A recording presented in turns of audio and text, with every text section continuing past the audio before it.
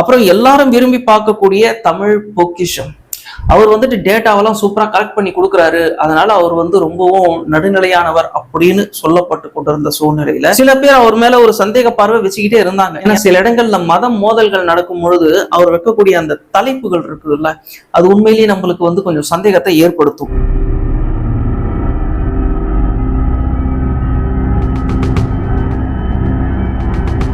இருந்தாலும் அது எதுவும் கோபத்துல தலைப்பு வச்சிருப்பாரு, ஒரு தனி மனுஷன் தானே, என்னதான் இருந்தாலும் டேட்டாவை கலெக்ட் பண்ணி போடுறாரு அப்படின்னு நம்ம நினைச்சோம்.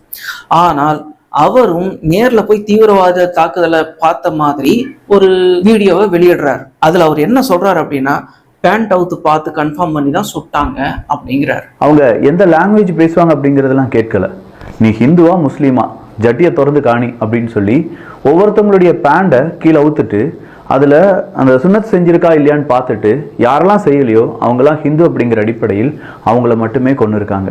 எவ்வளவு பெரிய ஒரு மத துவேஷம்! எல்லா டேட்டாவையும் கலெக்ட் பண்ணி ப்ரூஃபோட பேசக்கூடியவர் அப்படின்னு நம்பப்பட்ட தமிழ் பொக்கிஷமும் இந்த இடத்துல விழுந்துட்டார் அப்படின்னு தான் சொல்லணும். அப்புறம் அந்த ஒன் இந்தியா, அதை பத்தி நம்ம சொல்லவே வேண்டாம். அவங்க வந்து டைட்டிலே என்ன வச்சிருந்தாங்க அப்படின்னா, பேண்ட் அவுத்து பார்த்தாங்க அப்படிங்கிற மாதிரி தான் டைட்டில்லாம் வச்சிருந்தாங்க.